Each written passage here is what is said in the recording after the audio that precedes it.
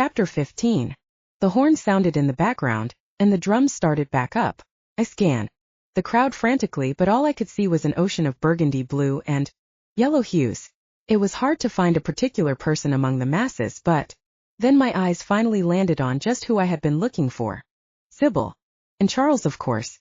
They were right above the entrance I'd taken into the arena. Sybil was jumping up and down while she waved at me from the front row of the seats. I felt a smile spread across my lips as I watched her, and then I dropped my wooden shield and pulled off my helmet. A wall of sound crashed into me, but I ignored it all as I waved back at Sybil, the dark-haired which blew me a kiss, and despite the noise level I could have sworn I heard her laugh in giddy excitement. Charles, meanwhile, was waving his fist triumphantly in the air, much to the annoyance of the noble behind him. I laughed, and the older knight gave me one of those sneaky winks of his.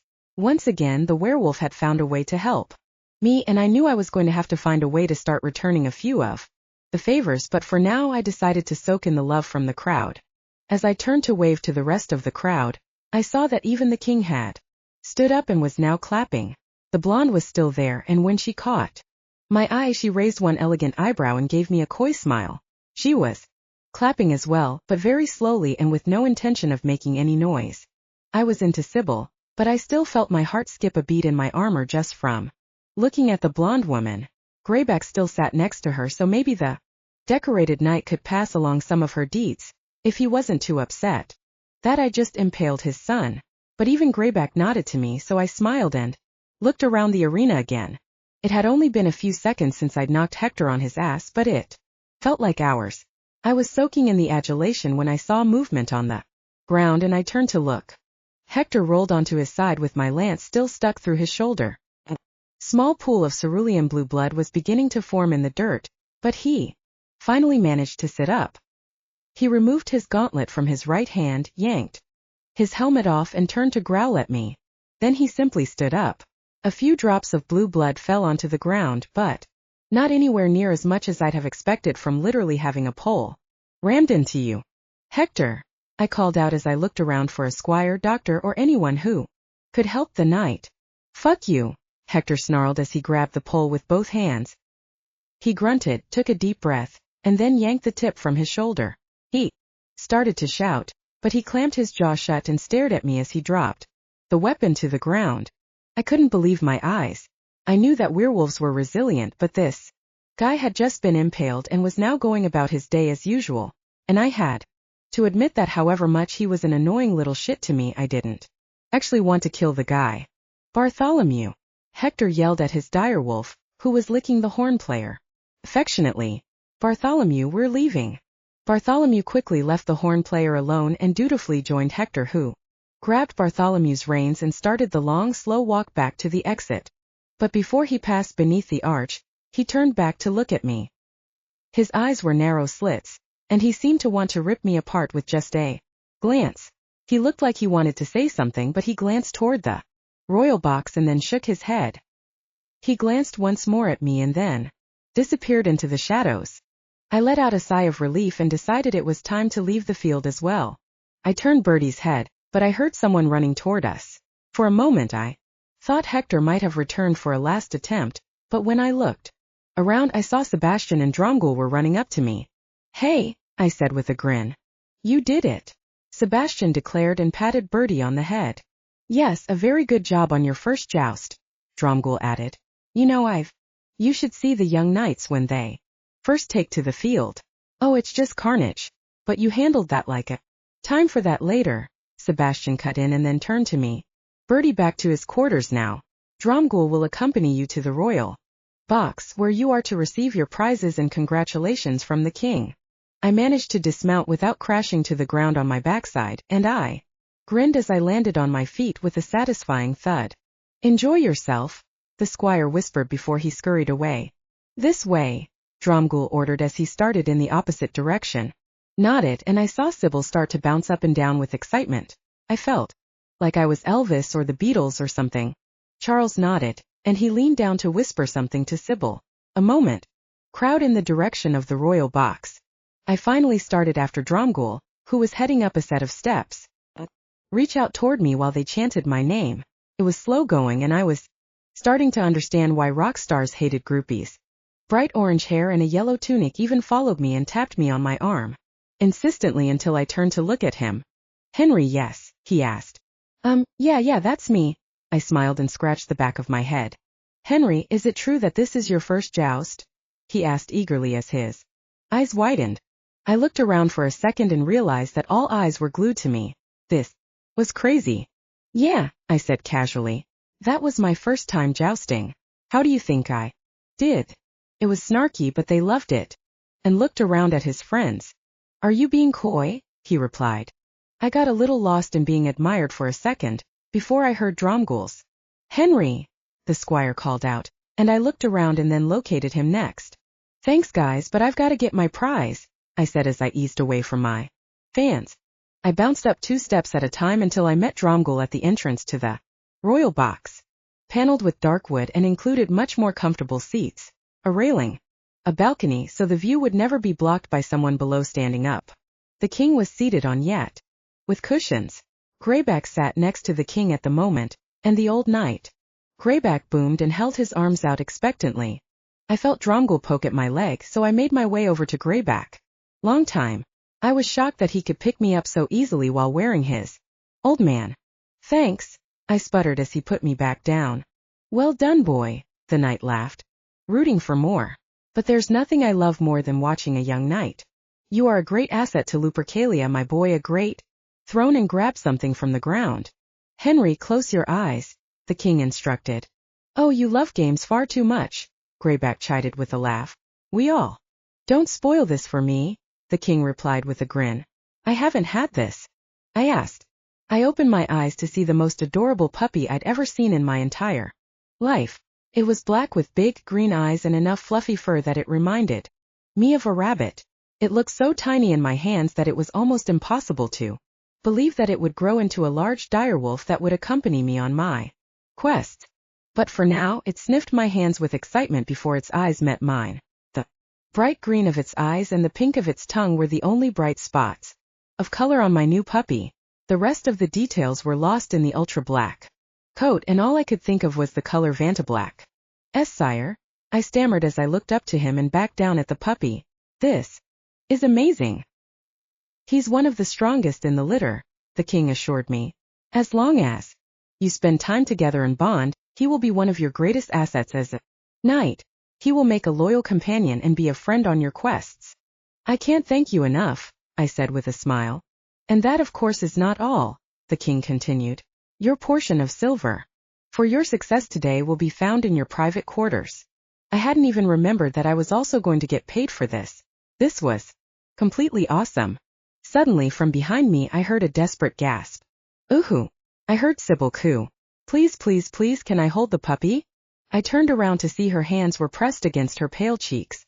Charles was just shutting the door to the royal box behind him, and he turned around and smiled at me.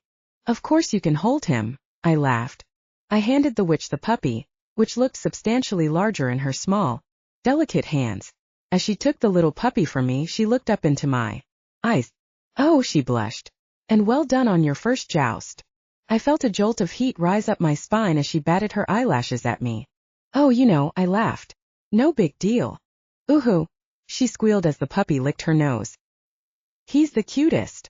So, Charles asked as he reached out to pat the puppy on the head. Have you thought of a name for your new direwolf puppy? Just keep it in mind that he'll have the name for the rest of his life. The king chimed in with a grin. So you may want to avoid anything too cute. Like old Burnham, Greyback chuckled. He let his 10-year-old daughter pick a name once. So here was this grizzled knight riding around on a fierce direwolf named Cupcake. I looked at the little puppy, who seemed quite taken with a strand of Sybil's hair that he was trying to capture with his tiny paw. I thought about the other direwolf names I'd heard, like Bertie, Bartholomew, Ramona, and Timothy. Even though I knew that this puppy would grow into a massive wolf, those types of names seemed too official and formal for such a little guy. But the king was right that I couldn't go with anything cutesy either. As I watched Sybil coo over him, I was reminded of the reaction of the audience as well. And then I knew what the pup's name would be. Casanova, I declared. His name is going to be Casanova. Casanova, Sybil repeated and shook her head. What does that mean? Is that someone important in New Jersey? Charles asked. Not exactly, I replied. There was a real Casanova centuries ago who was an adventurer among other things. But today it means the type of guy who ladies love. Ha! Greyback laughed. Well, that sounds like a lucky name to me. I'm sure you'll break a great deal of hearts with that pup in your care. In fact, it seems as if you already have. The king elbowed him in his breastplate, and the old knight pretended to cough. However, when I looked over at Sybil, she winked at me and then nuzzled her face against Casanova's fur. Make yourselves comfortable, the king said as he waved vaguely around the royal box. As a champion, you've earned the right to watch the other matches from here if you so choose. Afterwards, you will join us at the royal table for the feast. Wait, I replied in disbelief. Sit at your table? Of course, the king smiled. As a victor, it is customary to dine at the royal table after the joust. It will also give me the opportunity to discuss your next quest. I believe I have the perfect one for you. Of course, I replied and nodded as I did so. I'd be honored. The king smiled, but his attention was soon drawn back to the field where the next contestants were preparing for their own match. Charles pointed to a group of empty seats near the back of the box, and the three of us sat down quickly. I can't believe I'm sitting in the royal box, I murmured as I studied the other nobles. Most knights spend the day up here after their first win, Charles replied. But after a while, you learn that it's more fun to celebrate with the other knights behind the arena. Maybe for the knights, Sybil replied as she accepted a mug of moonbeam brew from a servant with her free hand. But Casanova and I prefer the box. The pup yipped in agreement and wagged his tail as he tried to stick his nose into the witch's brew. She bopped him gently on the nose, took a sip of the drink, and then sighed as she slouched back against the cushioned seat. Much more comfortable than those hard wooden benches, she remarked. Charles and I both laughed, and then we settled into our own seats as the single note resounded against the stone walls once again. I watched the charging direwolves for a moment, but I found myself scanning the box for any sign of the blonde. Conversation with a knight I didn't recognize, and she left a few minutes later. We spent the rest of the morning watching knights tumble from their mounts, while others waved their lances in celebration. The crowd grew louder with each joust, though I had a sneaking suspicion that had more to do with the flasks that were being passed around rather than the quality of the fights. Direwolf eyed one, and as soon as I could pry Casanova from Sybil's grasp, I set the pup in my lap and let him chew on my finger. The last joust was between two of the most experienced knights in the realm, and it took several passes before a victor emerged. I studied every move the two knights made, and I vowed that I would one day be as natural at the joust as they were. After the king had given the last winner a sapphire the size of his palm, the trumpeter sounded a few notes that were clearly the signal to head inside. The crowd began to head for the exits like those fans who rush for the parking lot to try and beat the traffic home. Time to head for the feast, Charles said as he stood up. The good thing about sitting with the king is you don't have to worry about someone else eating all the best parts first. Is that why everyone is running back to the castle? I laughed. That's exactly why, Charles agreed with a grin. We joined the crowd from the royal box as they made their way slowly toward the little gate and then down the stairs. I checked the crowd for the blonde again, but she hadn't reappeared in the box. I wondered if she'd be at the table with us, and if she was, if I'd have the chance to at least ask her name. I did spot several of the other competitors from the day, both winners and losers, as they joined the flow of people. The winners were cheered while the losers were gently teased, but everyone seemed happy. Well, almost everyone. Where's Hector? I asked Charles. I don't see him anywhere. Who knows? He sighed and scratched the back of his left ear. He might have left straight for the banquet hall after his loss, just so he wouldn't have to face the humiliation, or he might be pouting somewhere. Either way, there'll be a tin can with his name inscribed on it waiting in his room for him when he gets back to his quarters. Well, he earned it, I replied with a grin. And thanks for letting me ride Bertie today. I'm not sure I would have won without his skills. Charles replied and waved his hand. That old wolf hasn't been in the ring for, well, it must be nearly 15 years now. You earned that victory with your own quick thinking. 15 years. I chuckled. Just how long do direwolves live? Oh, 40 or 50 years is pretty common, Charles said. Wow, I murmured as I looked down at the puppy in my paws.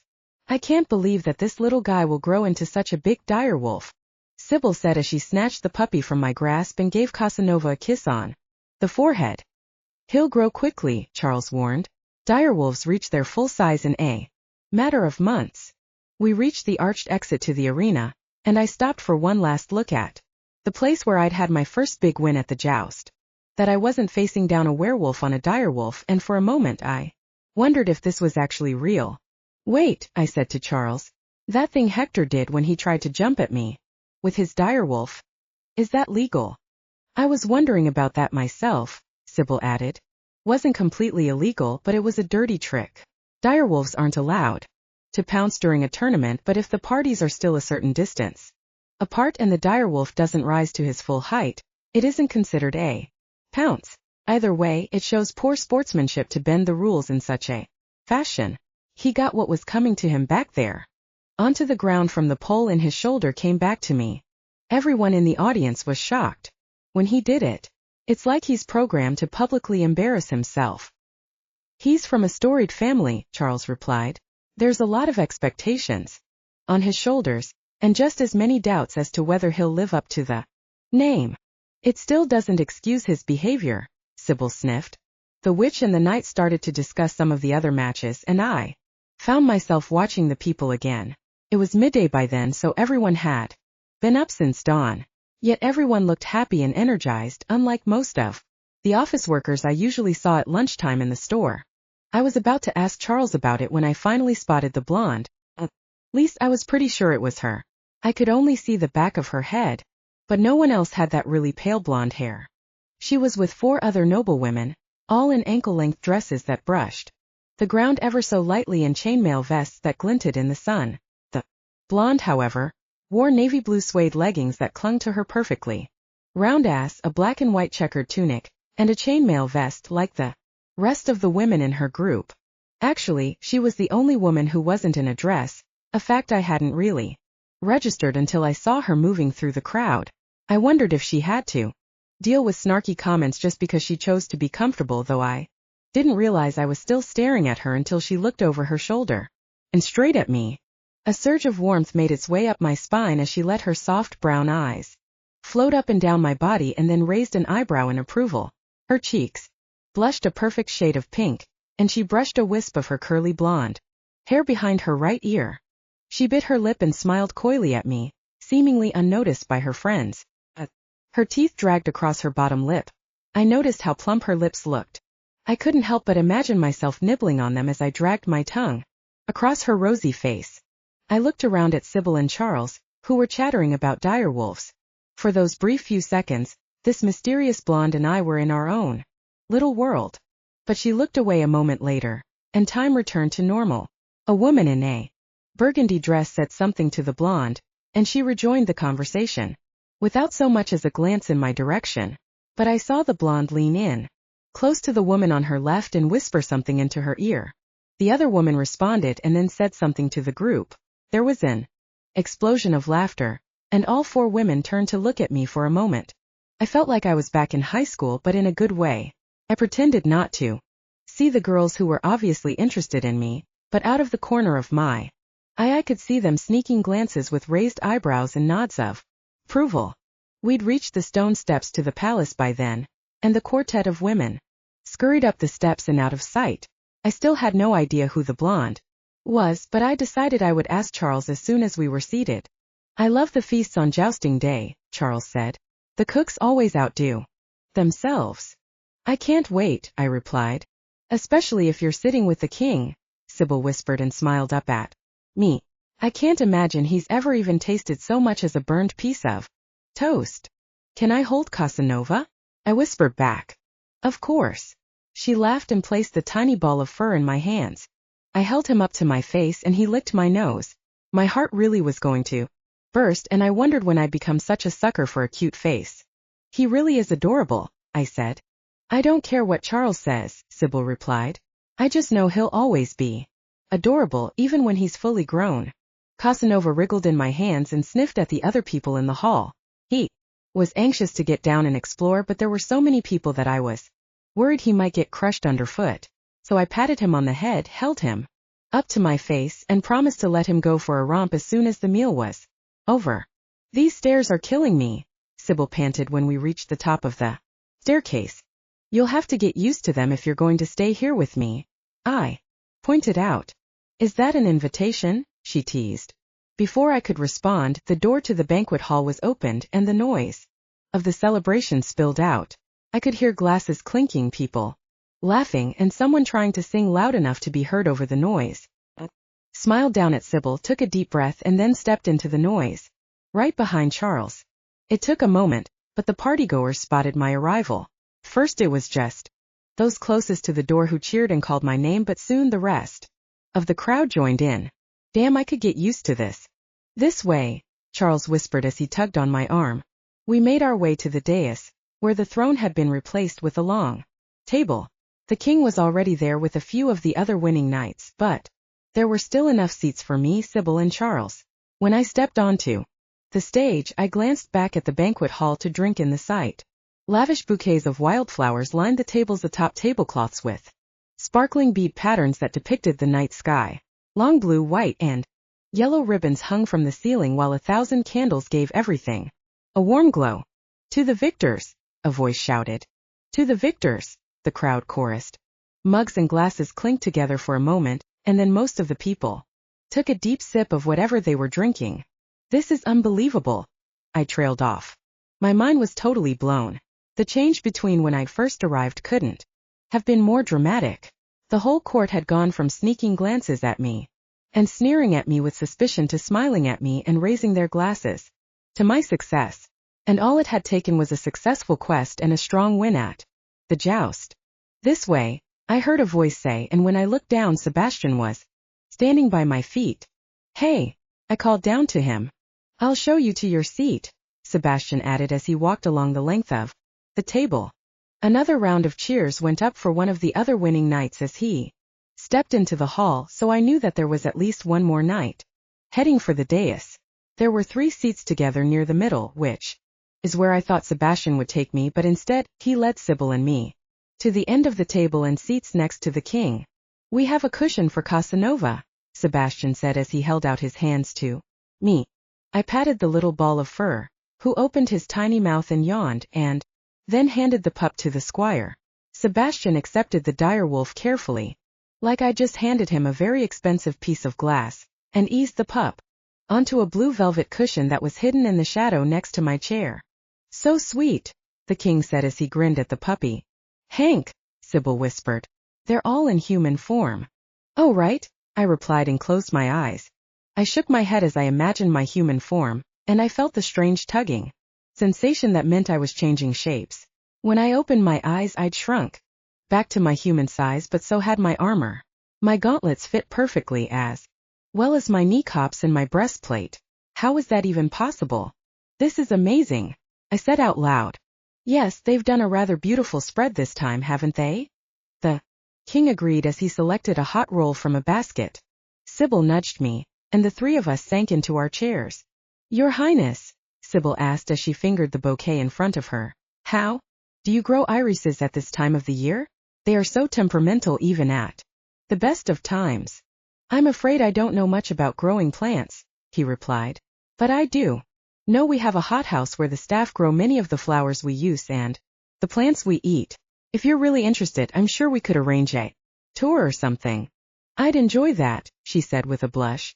The trumpets sounded, several doors swung open, and then the staff scurried out to deliver the food for the feast. The smell of roasted meat and spices followed the servers around the room, and I was nearly drooling by the time the meal for the royal table was laid out. The spread was truly something to behold. Whole fish of different varieties and different sauces sat alongside spiced vegetables and buttery potatoes. Aside from this, there were 3 suckling pigs and stewed apples on the side. There were grapes, pears, and different varieties of cheeses, more fresh bread, some sort of small birds like quail, and a plate piled high with nuts and figs swimming in honey. I watched as Sybil helped herself to a hefty serving of a pink fish and topped her plate with buttery potatoes and a bunch of grapes. She grinned at me as She added a few of the figs and then licked the honey from her fingers. Since I already knew that I liked the suckling pig, I added some of that to my plate along with stewed apples and some broad beans that smelled like they'd been seasoned with rosemary and thyme. I added some cheese, some bread, and a few of the nuts and smiled as I took in my meal. Eat up, the king urged. We can discuss your next quest once you've finished, though it looks like you might have to save a few morsels for Casanova to eat later. I looked down to my right at Casanova, who had passed out after all the excitement. His tiny pink tongue fell out of his mouth as he snoozed through all the chatter and the clinking of cutlery. Did I miss anything? I heard an unfamiliar voice say. I looked up and saw the knight who had won his joust before me. He nodded to the king and took the seat across from me. He had shaggy, dirty blonde hair with a few gray wisps and friendly hazel eyes. His skin was tan and weather-worn like someone who spent a lot of time outside, and if I hadn't just seen him at the joust, I probably would have mistaken him for some kind of surfer dude. George, the king declared as he smiled at the knight. When will you give over and let someone else have a seat at the table? You've been a victor some 4 times in a row now. George threw his head back and laughed heartily before he removed his gauntlets and cast them aside on the floor next to him. Your Highness, how could you say such a thing? He said. Are you tired of my company already? I could never tire of your bawdy tales, the king laughed. Have you met our newest victor, Henry the Baker of New Jersey? The knight turned to face me, and Sybil gave me a light kick on the shin so that I didn't groan at being referred to as a baker for the 10 billionth time. However, her kick backfired because of the armor, and she immediately stubbed her toe. She yelped, and before I could introduce myself to the knight, he turned to Sybil. Is everything all right, my lady? He asked in the smoothest, most sincere voice I'd ever heard come out of a man's mouth. This guy obviously lived and breathed the chivalric code. Of course. She smiled through gritted teeth. Just nearly swallowed a bone. Such an annoying thing to happen, George said with a shake of his head. I am George of Fonthill, and it's a pleasure to meet both of you. He smiled at Sybil, who nodded politely, and then he turned to me. That was a remarkable victory today, he said. That dirty move would have confounded even a seasoned juicer, and to think that you hadn't even mounted a direwolf beforehand. He popped a grape into his mouth, looked at the king, and then back to me. He seemed to be looking for an explanation, so I smiled and shook my head. Watching you do it before me was helpful, I said. You made it look easy.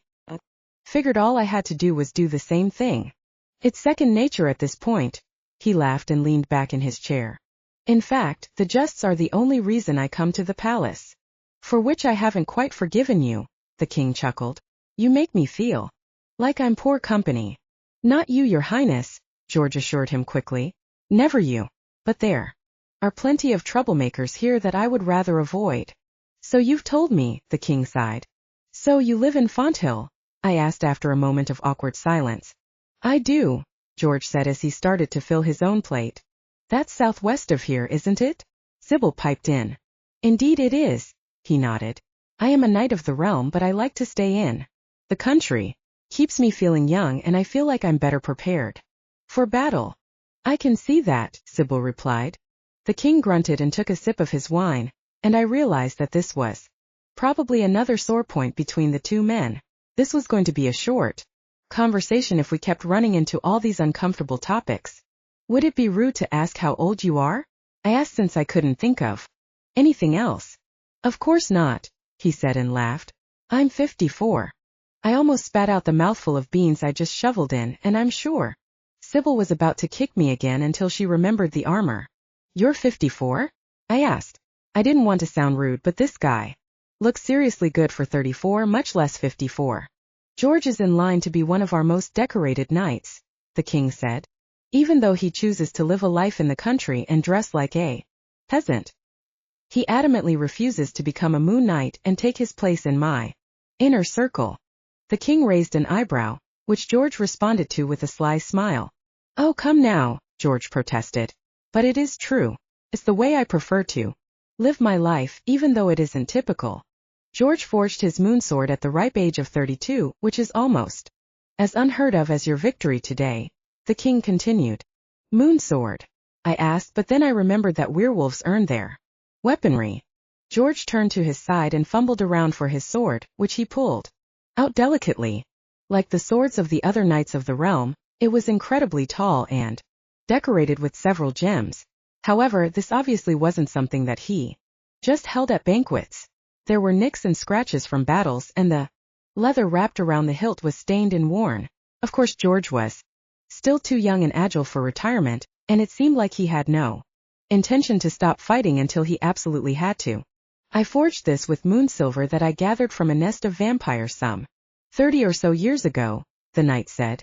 My father and my father's father fought that same nest, so it seemed right to use it for my own weapon once I'd destroyed it.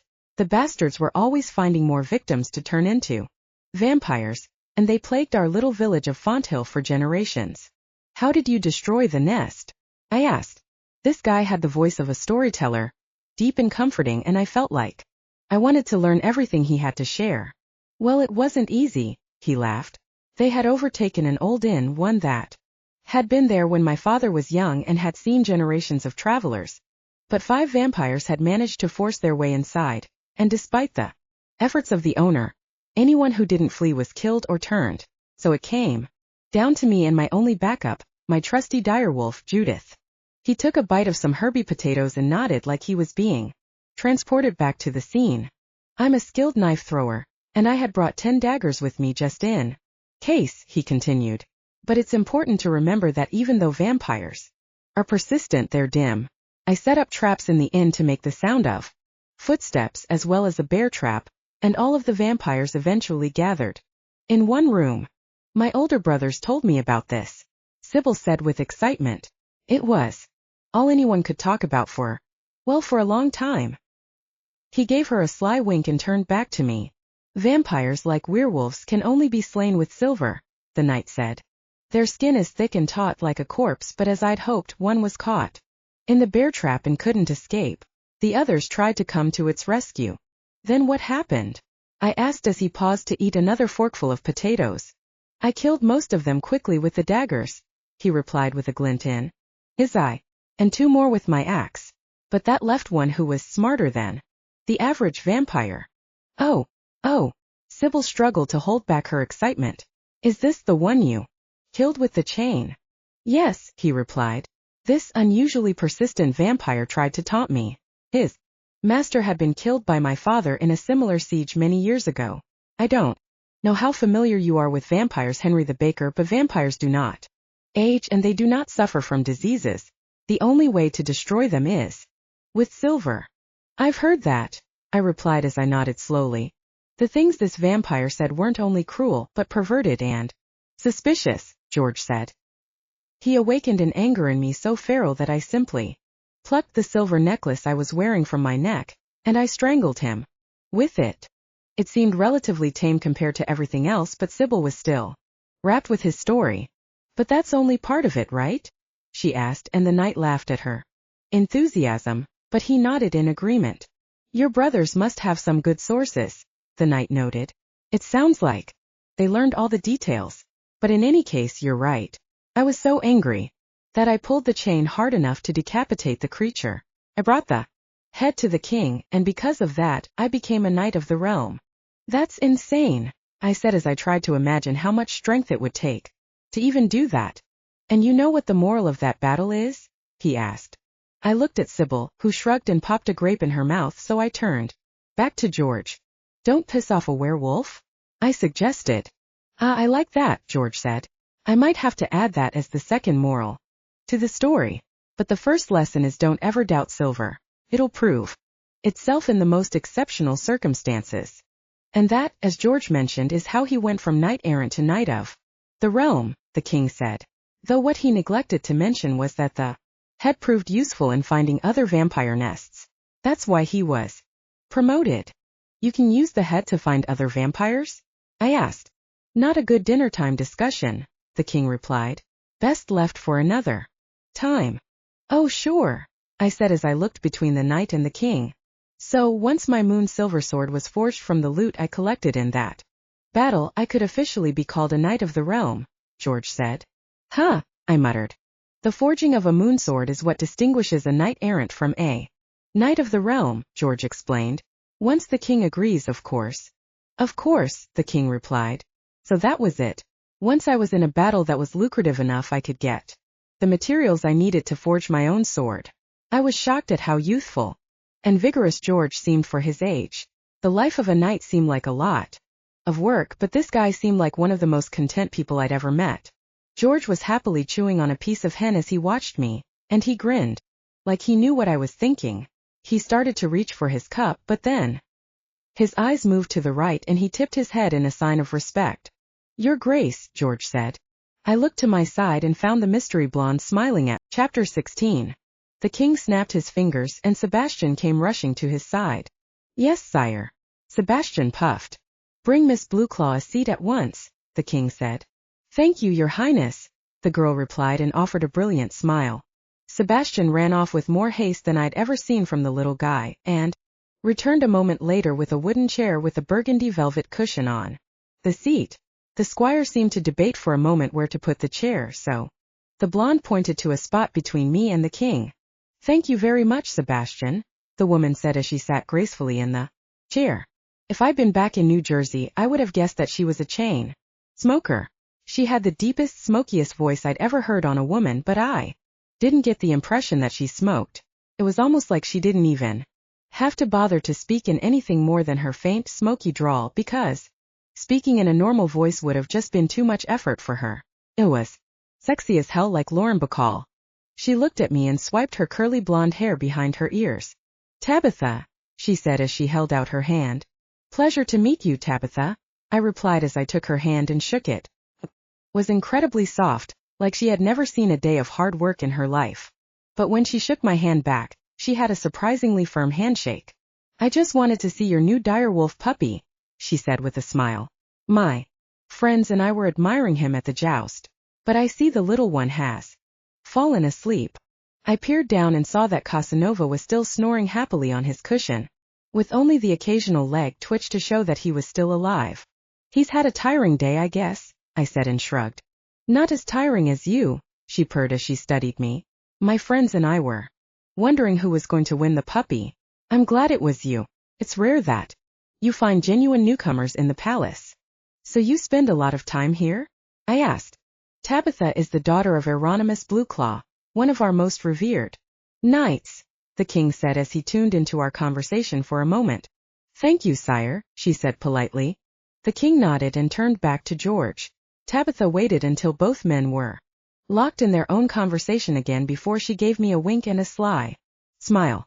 I have my own life, she whispered. I'm not just the daughter of Hieronymus Blueclaw.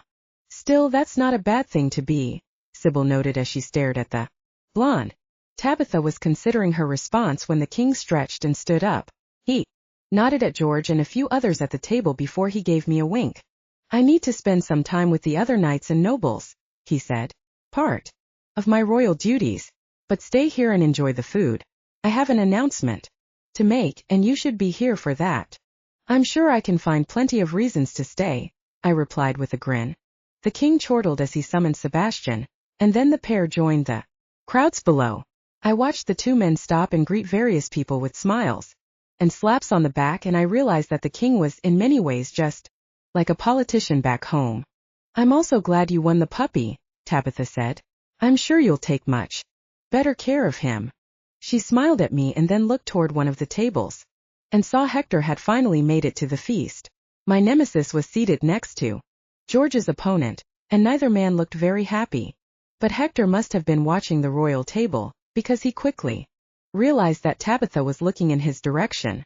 His face lit up and he started to wave to her until he saw me as well. His face darkened, and he lowered his hand slowly as a scowl settled onto his features. I was surprised when he didn't leap to his feet and march over to our table to announce that I had too many fleas to sit so near the nobility. But instead, he straightened his back and started talking to the other knight next to him like he'd never seen either of us in his life. I laughed. He's nothing but trouble, she sighed. And not even the fun kind. That's a shame, I replied. Seems like a waste of time.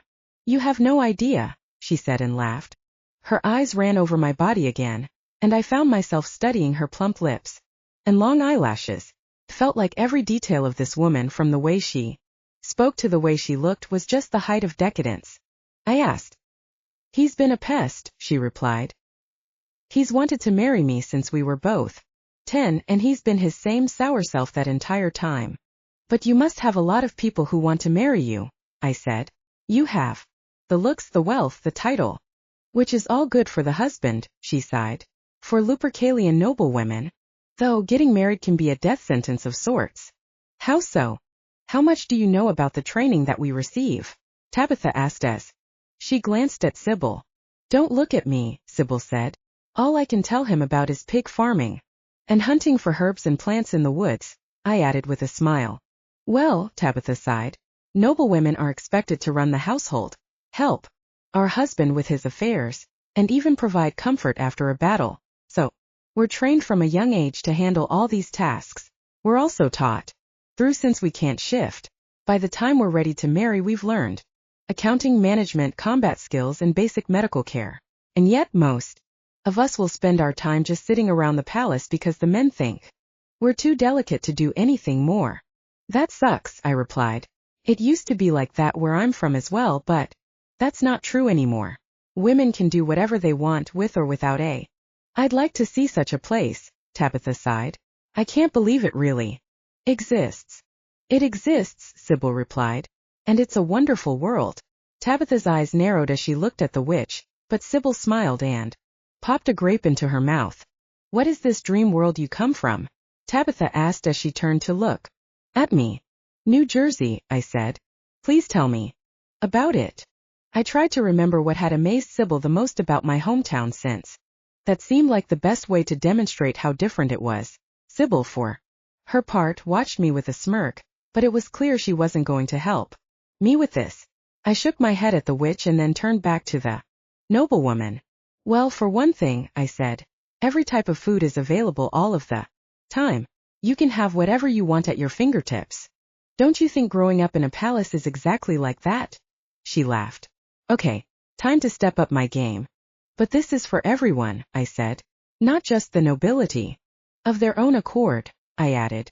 And houses have running water and plumbing, so you don't have to bring in buckets from a well. Oh, and we have donuts and cinnamon rolls. Oh, the cinnamon rolls, Sybil sighed happily. I'll admit, this sounds like an intriguing place, Tabitha replied. I think you'd love it, I said. Women can wear whatever they want, say whatever they want, and people celebrate them for it. If they don't want to. That does sound like paradise, the noblewoman sighed. I'd like to see it someday. I would love to show you where I'm from, I replied. It's the least I can do. After all the hospitality that the Lupercalians have shown me. Well, you were chosen by the moon goddess herself, Tabitha said. When she said the word chosen, she touched my breastplate with a single finger and trailed it all the way to my shoulder, then down my arm. I was covered in metal, but it was almost like I could feel her finger as it left a trail across my armor. But before I could reply to her, the trumpets sounded again and the crowd fell silent. I shook my head and turned to find the king, who was now at a table where many of the knights of the realm were seated. I would like to thank everyone who participated in today's matches, the king began. I think we can all agree that we saw some excellent jests and that all of our knights are true warriors. The crowd clapped and cheered in approval, and a few banged on their tables as well. The king waited for the noise to die down, and then he waved toward the dais where the winners were seated. I think George of Fonthill deserves special recognition for yet another victory, the king declared. It seems no one can unseat him. Another cheer went up and George waved to the crowd. Also, congratulations to Geoffrey of Blanton, who not only won his second joust today, but did so only 2 days after his wife delivered his first son. The king added, "Way to go, Geoffrey!" Someone shouted as the rest of the revelers clapped and whistled. "Another boy for the lists," the king joked as the crowd laughed. "And I would also like to offer special thanks to Henry the Baker of New Jersey, who has proven that a red-blooded knight can be as true a knight as a blue blood." The court clapped and cheered again, though not as loudly as they had for George and Geoffrey. Most simply looked politely happy, though Hector and a few others scowled and refused to join the cheering. Henry has shown the type of bravery and mental agility that proves his fitness as a knight, the king continued. And he has done so without the benefit of any formal training. Clearly, the moon goddess has chosen well and so I believe it is time to send Henry the baker on his next quest. The hall fell silent, and as we waited for the king to continue, the only noise I heard in that vast crowd of people was the clatter of a fork being dropped on a plate. The king turned to look at his knights of the realm, who, one by one, all nodded in agreement with whatever the king was about to say. I felt a jolt of adrenaline run through me, and my breath started to come more quickly. The joust had been fun, but I knew that what I really wanted to do was keep questing, and here the king was about to hand me another mission. God, this was awesome. Our Henry of New Jersey will travel to the Obsidian Temple, the king said. The crowd gasped, and more than a few startled looks were cast my way. Obviously this temple was a big deal, so I turned to Sybil to ask what the heck it was, but her eyes had gone wide with awe as she absorbed what the king said. I mumbled and then looked at the knight across from me. A well-deserved honor, George said and nodded in approval. He must think highly of you, Tabitha whispered. Henry is to slay the vampire that has seized the Obsidian Temple and cleanse the place of evil, the king declared. I have no doubt that there will be enough riches for our young knight to begin his own sword, and thus begin his path to becoming a knight of the realm. The crowd was quiet for a second or two, and then someone started to pound his feet against the floor. Others soon joined in, and soon the rumble echoed through the great hall. Death to the vampires, someone called out. More people cheered, and the pace of the stamping increased. I could feel the vibration in the great stones beneath me, and a couple of grapes fell off the plate and rolled across the table. There was a wine nearby, and I realized that the pounding had woken Casanova.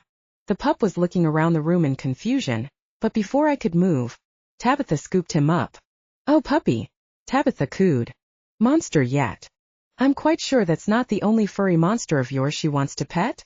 Sybil whispered in my ear. What? I choked out as I turned to the witch. She's been flirting with you, Sybil whispered as she winked at me. I'm not jealous. If anything, I think that both she and I could. Silence. The king held up his arm then, and the noise quickly faded away. He looked at his subjects for a moment and then turned to face me, every eye in combined scrutiny. Henry the baker of New Jersey, the king said. This is not a simple quest. You will require the assistance of a squire. Do you have one in mind? My mind went blank for a moment, and then I spotted Sebastian hovering near the king. Surely the king didn't mean that I was supposed to take the little trumpet player along? I stammered and then glanced at the witch. Well, Sybil helped me on my last quest. I'm sure she'd do just fine on this one. Happy. A peasant cannot be a squire. Look, you little shit, I grumbled as I started to stand up. Hear me out, Hector snapped as he stood up. Our noblewomen are trained their whole lives in combat and weaponry, and they can offer invaluable assistance in battle as well as helping you prepare beforehand. A simple folk, which isn't going to offer you the assistance you need on such a prestigious journey. An awkward silence fell over the banquet hall when Hector was done, and he looked as surprised as I felt that he seemed to have the support of the majority. He's right, Greyback said reluctantly. The quest requires a squire who has been properly trained. Perhaps a volunteer, one of the other knights of the realm suggested. People looked around the room, but no one leapt up and announced their intent to serve as my squire. I was hoping it was because people were terrified of this Obsidian Temple place, but I had the feeling that many of the courtiers still didn't trust the red blood. I'll still accompany you on your quest, Sybil whispered. I don't care what they say. We make a good team. Thank you, I replied. Looks like it'll just be the two of us again. We exchanged smiles, but then I felt a rush of movement on my other side. When I glanced over, I saw that Tabitha had stood up. I'll accompany Henry the baker on his quest to the Obsidian Temple, Tabitha declared. The noblewoman was still holding Casanova in her arms, and the pup wagged his tail as he tried to lick her nose. The whole scene looked cute and slightly silly, and yet the crowd started to shuffle and whisper in unhappy tones. Very well, the king replied. Tabitha Blueclaw, do you swear that you will do all in your power to aid Henry of New Jersey on his quest to reclaim the Obsidian Temple? Yes, sire, she declared. And Henry of New Jersey, do you accept Tabitha Blueclaw's offer of support in Your quest? The king asked. I glanced at Sybil and then at my new squire as I rose to my feet. Tabitha kept her eyes locked on the king, but I could see the smile that tugged at the corner of her lips. I accept, I shouted. Then it is done, the king said. Henry the Baker of New Jersey you are hereby charged with the liberation of the Obsidian Temple. The crowd didn't break out into another round of cheering, but I could see plenty of people nodding, and more than a few nobles looked excited. The noise level started to increase again as the chatter resumed, and the king turned to talk to his knights of the realm after one last nod to me and Tabitha. Well, my new squire said in that husky voice of hers, now we'll have lots of time for you to tell me about New Jersey. She grinned as she finally let Casanova lick her nose, and then we both sat down like it was no big deal. Tabitha, are you sure that this is something you are willing to do? George asked. I was going to suggest my own squire since I planned to return home for a few days. I'm sure, she said. I'm aware of my reputation here in court. They think I'm unruly and too free-thinking to succeed. Well, fine. I think they'd be excited to see me paired with a red-blooded knight. If we fail, the court will have 2 less problems to worry about. Tabitha, George sighed. You know I've never thought that about you. And I don't care what color Henry's blood is. I know, George, she replied quietly. But maybe this is the opportunity we both need. George considered that for a moment and nodded. Very well then, he said. I'll wish you a safe journey then. Thank you, Tabitha and I said at the same time. I saw Tabitha scowl as she looked over at Hector's table, so I took a quick glance. The other young men at his table were whispering among themselves and occasionally looking back at us. One of them even rolled his eyes back and shook his head, probably to indicate how crazy he thought the whole situation was. Hector, however, was hunched over his food and refused to look at anyone. I bet Hector regrets coming down so hard on Sybil, I noted. Yes, Tabitha mused. But that's life with Hector. Nothing ever quite works the way it's supposed to. She looked down and gave Casanova a rub on his tiny belly, which made him kick his fluffy black legs in the air. I'm Sybil, by the way, Sybil said as she offered Tabitha her hand. I'm the other person on this quest. Pleasure to meet you, Sybil, Tabitha said as she accepted the witch's hand. You're obviously a good friend of Henry's, since you helped him on his first quest. Call me Hank, I interjected. So you really know how to fight like a boy? Sybil asked. Of course, Tabitha laughed. I've been doing it since I was big enough to pick up a wooden sword. I'm just glad I'll finally be able to put it to use. And what do you do? I'm a witch, Sybil said. I deal in plants and botany. Hexes and curses too, I'll bet. Tabitha squinted. Well, I don't know much about plants, so I'm certainly glad that someone else on this journey does. Tabitha, an unfamiliar voice from the table of the Knights of the Realm powered through. Tabitha, I wish to have a word with you. The 3 of us looked toward the table, and I heard George snort as he shook his head. I finally tracked the source of the voice to an older man with the same light blonde hair as Tabitha. He wore heavily decorated armor and had a scar along his jawline. My father, the noblewoman groaned.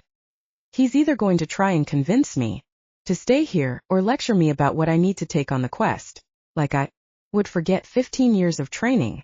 My guess would be the lecture, George replied.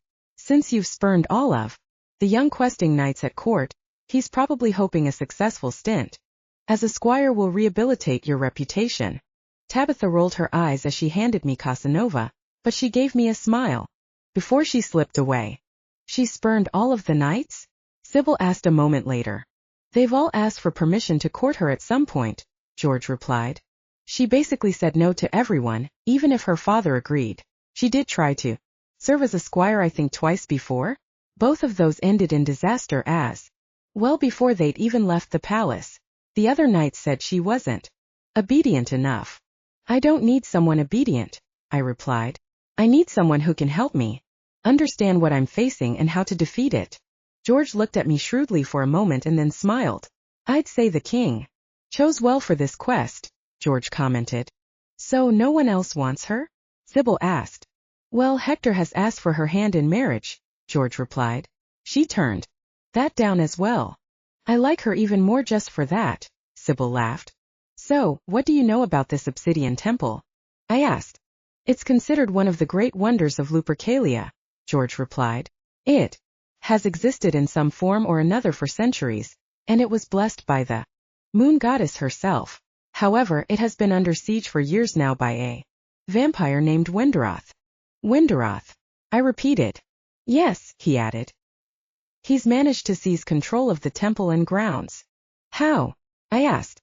Vampires may be dim, but they are also strong and alluring, George replied.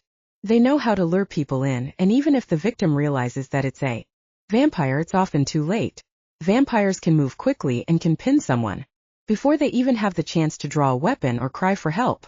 They're horrible, Sybil said and shuddered. And remember, where there's one vampire, there's often more lurking around. George added. But why haven't the knights managed to eradicate the vampires? I asked.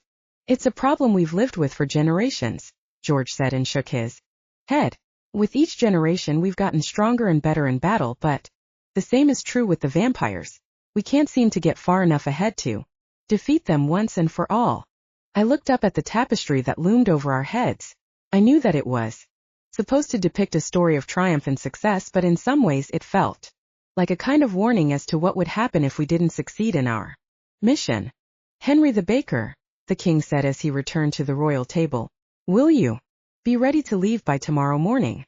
I glanced at Sybil, who nodded, and turned back to the king. We'll be ready to leave first thing in the morning.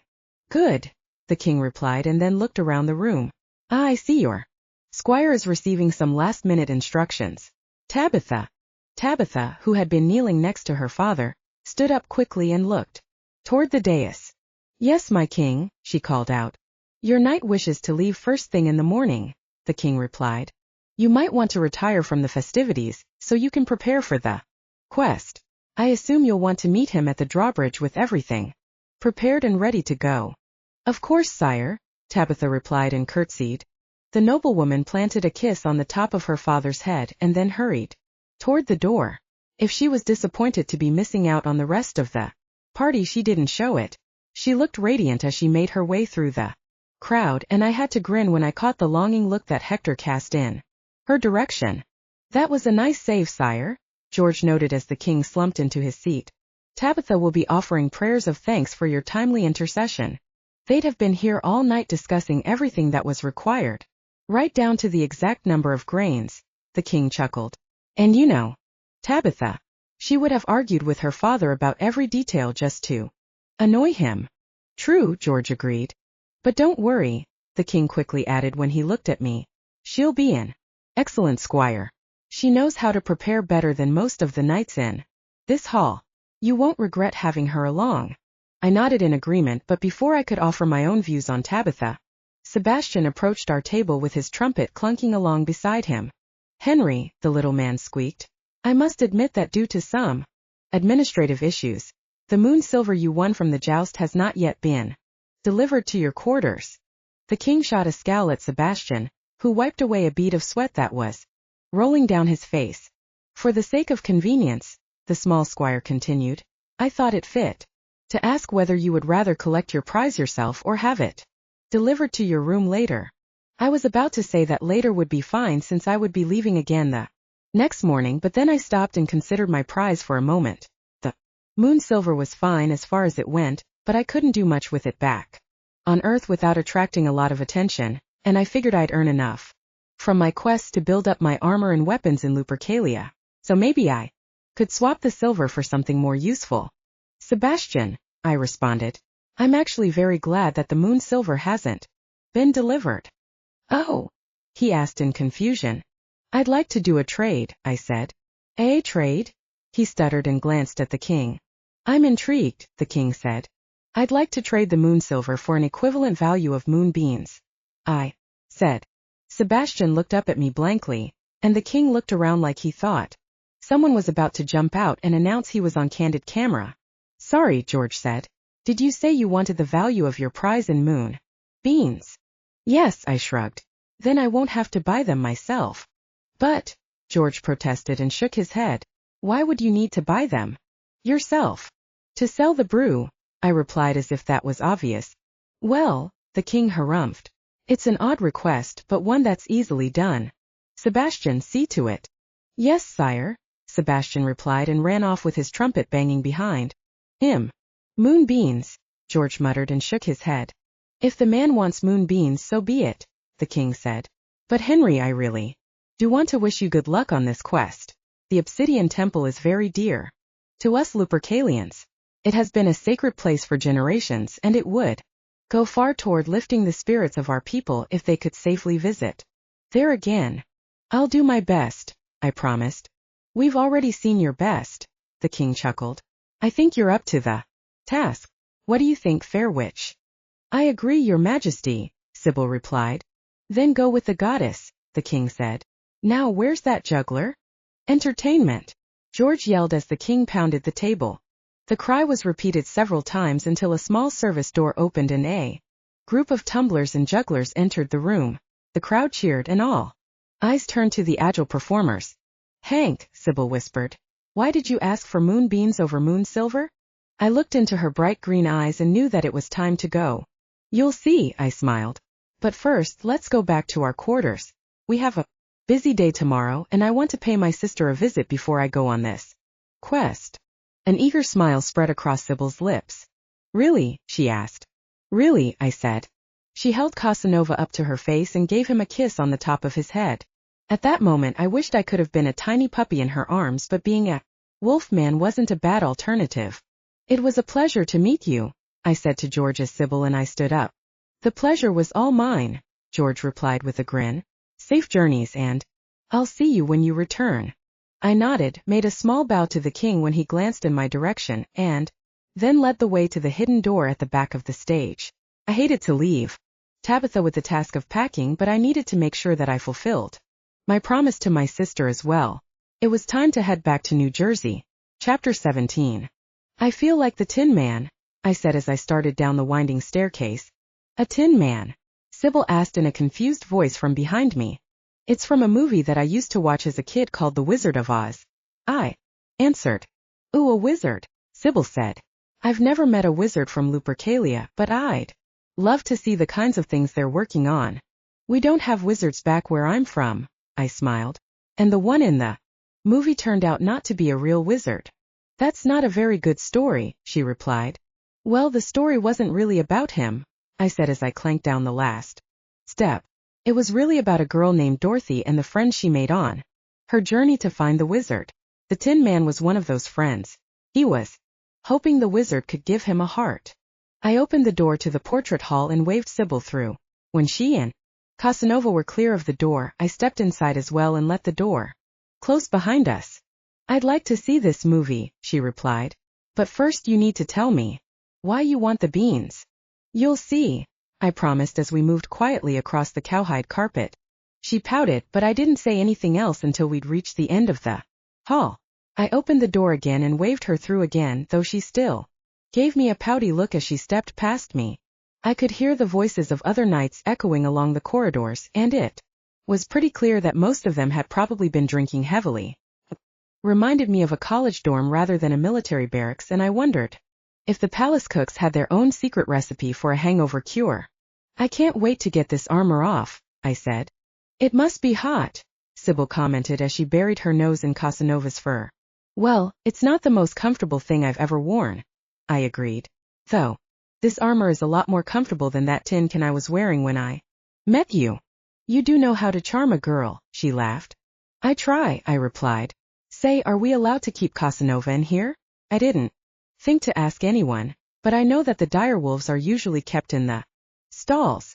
I asked Charles when the king announced the prize, Sybil replied.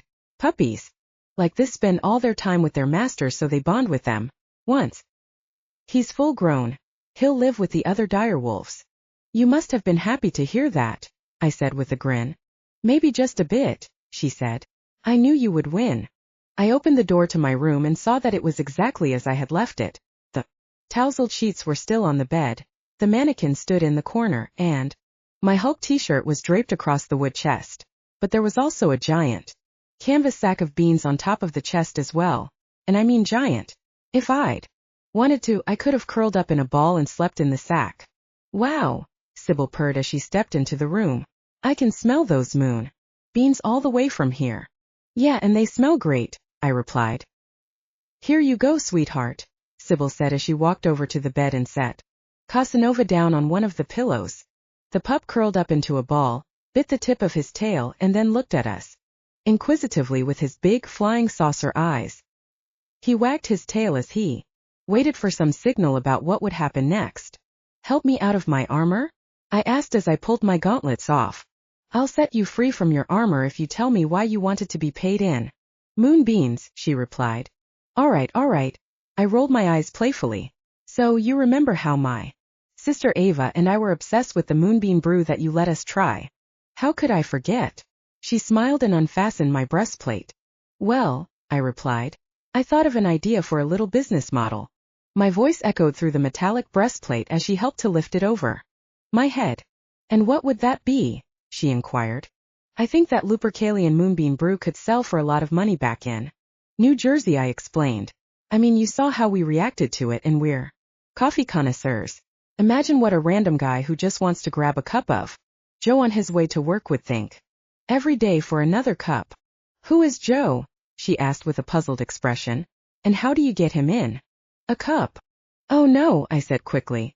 That's just what we call coffee back in New Jersey. Sort of like a nickname, I guess. She knelt down to deal with the leg guards and I could feel the air rush against my skin as soon as she removed each plate. I took a deep breath as I moment. But why is it so important to sell our moonbeam brew in New Jersey? She asked. I'd have to go back to New Jersey forever in like 10 days, but if we can, pretty much come and go between Lupercalia and New Jersey. And I could come and go with you? She asked as she stood up. Of course, I assured her as I pulled off the chainmail. Casanova jumped and growled at the lynx. It's all right, little one, Sybil assured the pup. Brewing and selling the beans right away, I said. And she needs to sell enough in 10 days that she won't need you to work in the store, Sybil said as she caught on. Do you really think that's possible? With these beans? I laughed. Hell yeah. Then let's get these beans to New Jersey, Sybil replied. Oh, but what about the baby? We looked over at Casanova, who stretched his fluffy little front legs out and then patted his way to the middle of the duvet, where he sat and cocked his head to the side. He's still pretty small, I said. I don't think anyone will realize he's a direwolf. Let's take him with us. Do you think he'll be okay on the journey? Sybil asked. It is pretty. As long as we make sure that we're holding on to him tightly, I'm sure he'll be fine, I said. I definitely don't want to leave him here. I know what puppies can do when they're left alone. You take the beans and I'll take the puppy, Sybil said as she scooped up Casanova. Wow, this is heavy, I said as I tried to pick up the sack. It must have weighed over 200 pounds and it didn't budge. Do you know how cheap moonbeams are here? Sybil laughed. That's a crazy peasant family. Perfect, I said. I mean, it's heavy now, but it'll be worth it when we get there. I imagine flocks of people from our town lined up all the way down the street to get a taste of this stuff. And maybe one day we could open stores in other nearby towns or even the Big Apple. Of course, the ultimate dream would be to take on Starbucks itself, but first we had to get this sack to the shop. We're ready, Sybil announced as she tucked one arm around mine and pulled. I kind of wrapped my left arm under the bag of beans tightly and then I twisted the ring that was on my left pinky finger. I held my breath in anticipation of the weirdness that I knew was coming, and I held onto the bag of beans as tightly as possible as my insides were stretched and put back again over and over. I felt like my head was being broken open and squeezed all at once, and there was nothing I could do to stop. As soon as it started, it stopped and I could feel a hardwood floor beneath me and smelled the familiar smell of heat and plastic. I could hear birds. We were back in Jersey. I looked over at Sybil, who was panting next to my bed, but didn't seem to be showing any other signs of distress. Nothing like last time, at least. Casanova, on the other hand, wandered out of Sybil's hand and straight under my bed as if nothing had happened. Hey boy, I said and clicked my fingers. From the dark under my bed, his flying saucer eyes peeped back up and then he ran up to me with a happy yip. I picked him up and nuzzled him for a moment, and then turned to the witch. Everything all right? I asked with concern. Of course, she said and heaved slightly. I might just need to get another Glass of water from your magic tap, if that's okay. Sure, I said and helped her to her feet. I can get that for you. No, she said as she took a deep breath. I want to do it. Are you sure? I asked. I know where everything is, she said. She took another deep breath and then stepped into the hallway. Few moments later, I heard one of the kitchen cupboards open and then the sound of water from the sink. It seemed ridiculous to celebrate such a moment, but considering where Sybil had come from, it was actually pretty amazing. I did it. High five with my pup and then set him back on the ground. I'll get the beans out to the car, I called out as I rummaged in my closet for some spare burlap bags. I found them easily enough and then I started dividing the beans up into smaller sacks that I could actually carry. I'll be there in a minute, Sybil called out from the kitchen. I walked toward the front door with 2 of the smaller bags and my pup nipping on my heels. I retrieved the house keys from the bowl and started to open the jaw and cheeks, and it gave me a certain rugged handsomeness that I hadn't noticed before.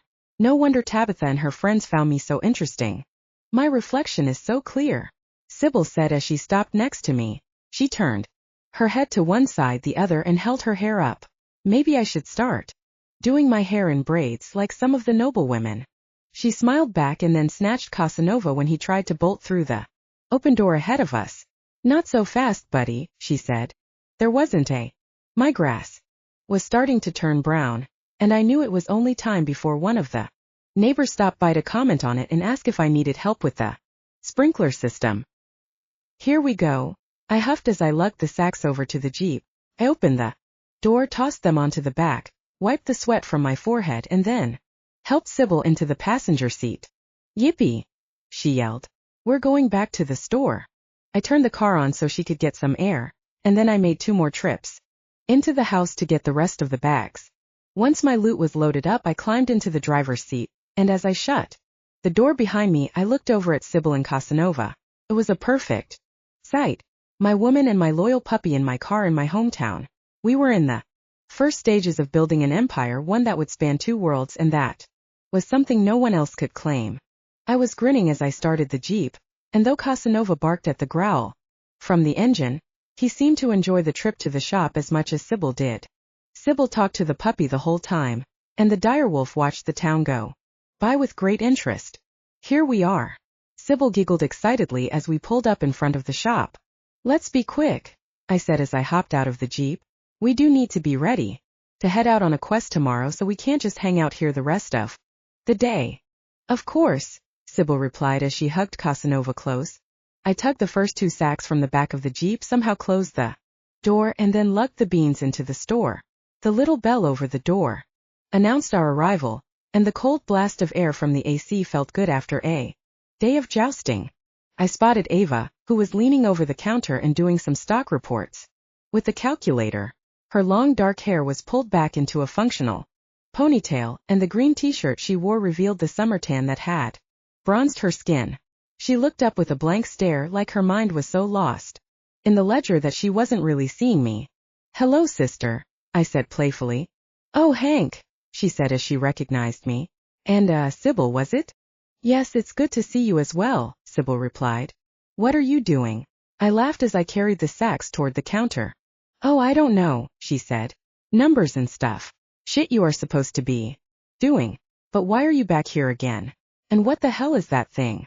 For a moment I thought she was talking about Sybil, but then I realized her gaze was focused on the fur ball in Sybil's arms. My new dog. I snickered. Oh my God, she trailed off. Hank. Yes, I said innocently. That is literally the most adorable thing I have ever seen in my entire life, Ava declared. Want to hold him? Sybil asked as she held out the puppy. Yes, Ava squealed. My sister ran around from behind the counter and took the ball of fluff in her arms. As Ava cradled him in her arms, I decided to go grab the other 4 bags of beans from my Jeep. It only took a minute, but the girls didn't seem to even notice I was gone because they were so obsessed with Casanova. How's the store been in my absence? I asked as I set the last bag down behind the counter. Oh, Ava said without looking up. Nothing much other than a few regulars. Nobody's really been in because of the heat. Well, I said as I gestured to the beans, all that is about to change. Did you rob a bank? Ava asked as she finally looked at the sacks. But there's no dollar signs on them. What is that? It's coffee, I said. And not just any coffee. It's the same stuff we tried the other day. Seriously? She asked as she took in the size of the sacks. That's a lot of beans. We'll need a lot when people hear about this, I replied. And I can get more. Damn, my sister whistled. How much did we pay for that poop coffee? I racked my memory for a moment before I could come up with a number. That coffee was like $32, I said. And this stuff is way better. What if we started at $9 a cup and then when interest grows, we can raise the prices? Supply and demand, right? How am I going to push a cup of coffee for $9 in this town? Ava asked, in disbelief. Look, I know it's crazy, I said, but maybe do like a free tasting day or something. Gather some interest. And then, when everyone's going crazy over it, you can start charging more. I mean, this all sounds great, Ava said. But where are you in all of this? Are you going to be here to help me make all this coffee? I'll be getting more coffee beans, I said. If you really do need a hand, then I can help out every so often, but it might be time to hire another employee. Maybe someone who's tired of working for Starbucks. And where exactly am I going to tell our loyal customers that these coffee beans are from? Ava asked. Say they're from overseas, I said and shrugged. If they push for more, say it's a trade secret. She looked up at the ceiling as she debated my plan, and Casanova couldn't resist. He wriggled up to her face and licked her chin, and just like his namesake, he stole my sister's heart. She grinned at the fluff ball and then sighed. All right, she said. I'll start pushing the coffee beans. So what? Are we calling this miracle drink? Moonbean brew, Sybil laughed. That's what it is, after all. Okay, Ava said as she patted Casanova on the head. We'll call it Moonbean brew. Maybe we can say that it has to be harvested at night, I added. That'll add to the allure. Yeah, definitely, she agreed. I mean, we tried coffee made out of poop, so I can't see why people wouldn't try coffee that was harvested at night. Well, we need to be getting back, I said as I glanced at the puppy. To your festival? Ava teased as she handed me Casanova. Yes, Sybil agreed. Hank is setting out on his next quest tomorrow. Oh really? Ava replied. And what kind of hippy-dippy business is this? I have to kill a vampire in a sacred temple, I said and shrugged. Just don't do anything that will get you on the 6 o'clock news, my sister sighed. Or on one of those true crime podcasts. You'll never hear a word about it, I promised. It was so lovely to see you again, Sybil added as I started to head for the door. The door closed with a clunk behind us just as a short breeze blew by. Wasn't enough to really cool things down, but at least it gave the illusion of cool air for a moment. And then the heat swamped us again, and I started to sweat just on the short walk to the Jeep. How are you feeling about tomorrow? Sybil asked as I helped her into the passenger seat. Good, actually, I replied as I handed her Casanova. I think that having Tabitha on our side will be really helpful. I just hope she knows a lot about vampires, Sybil said just before I closed the door. I'm sure she knows a lot about them, I said as I climbed into my own seat a moment later. Sybil murmured. Hank, before we leave, I didn't really eat that much at the feast. Really? I asked in disbelief as I started the engine. I'm just a little bit hungry, she replied. And so is Casanova.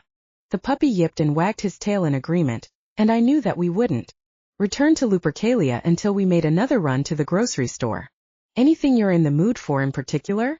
I asked. Maybe more cinnamon buns. She sighed.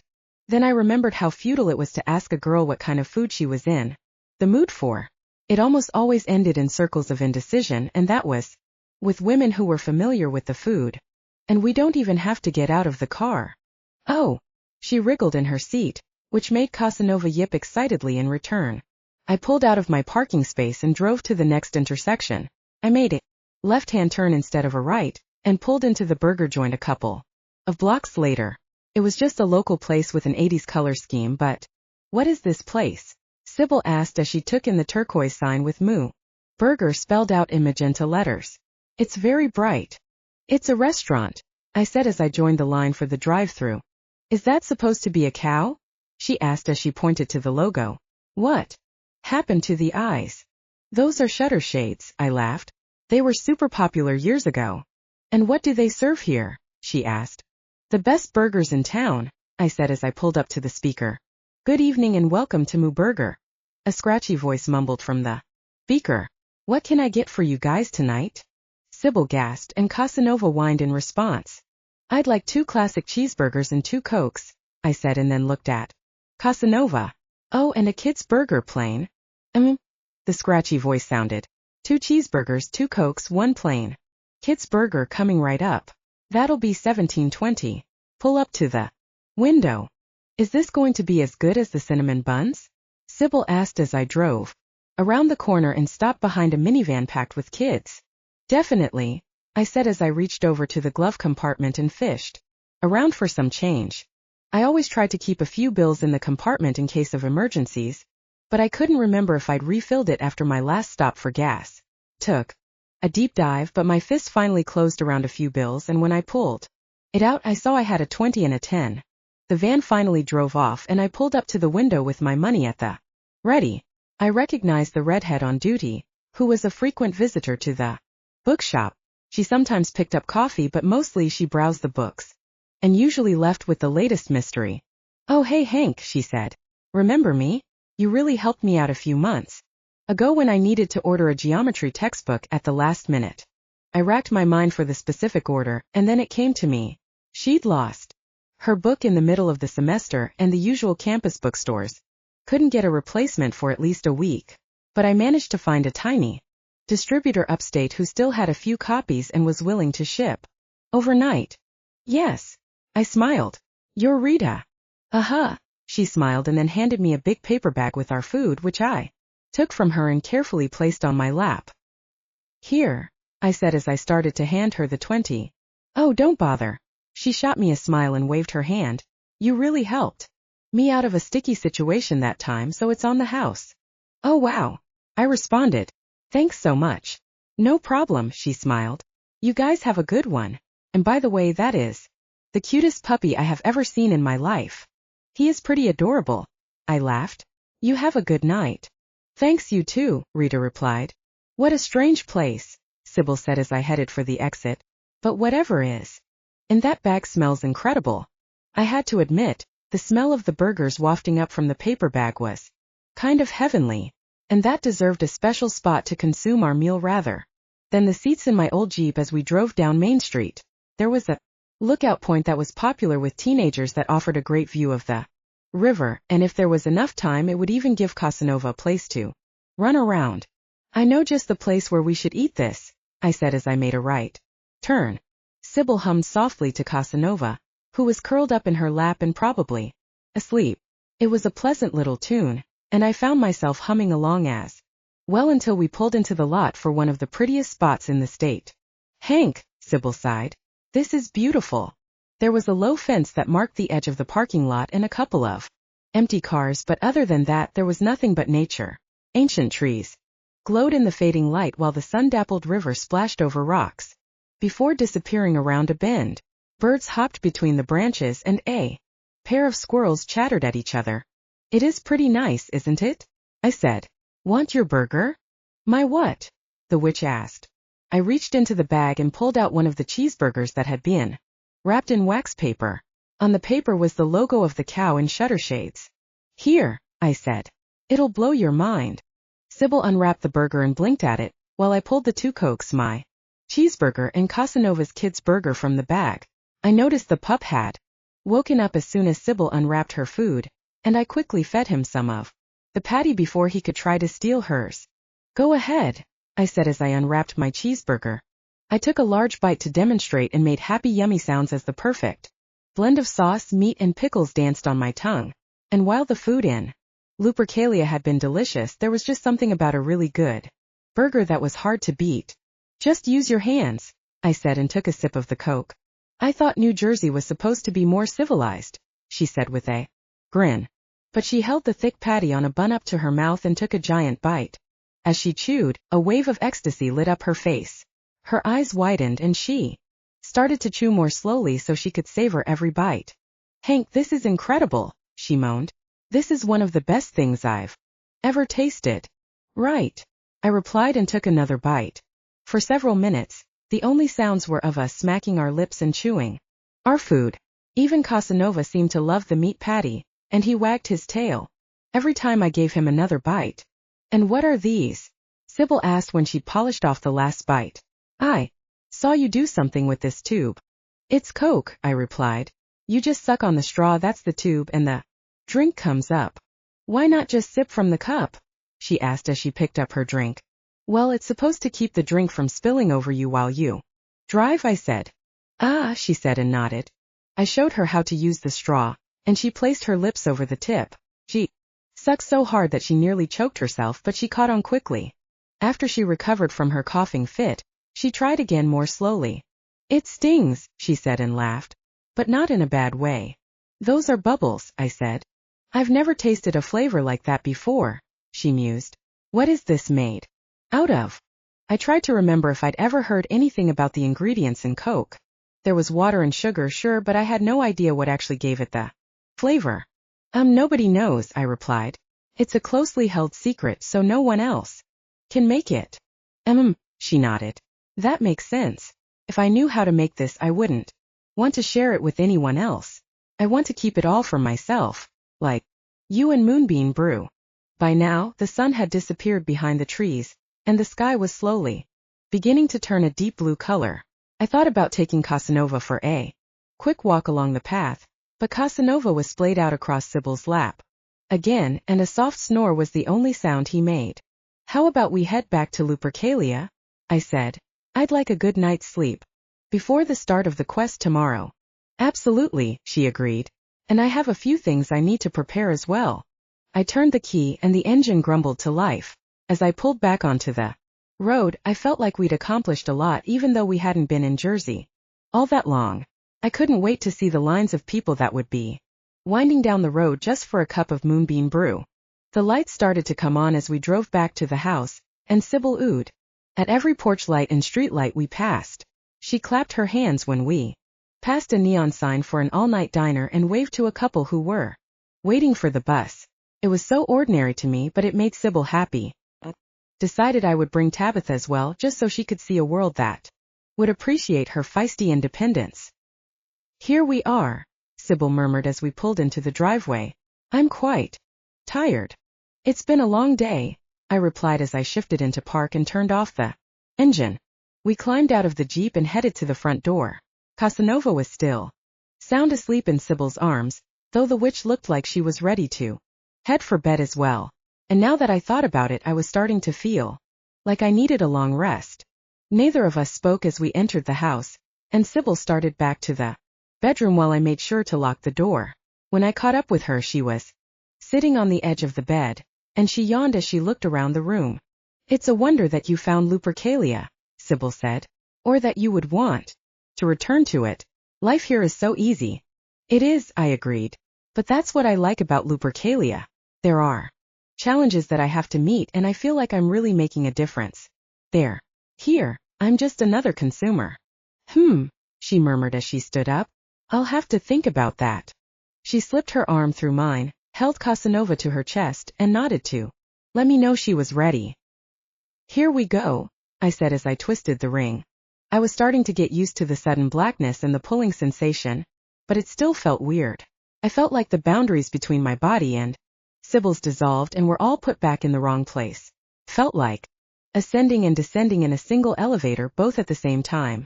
But then, like every time, the ground materialized beneath me, and I was aware again of my own weight. I took a look around just to make sure that we were in the right place. Yep, we were back in my quarters in Lupercalia.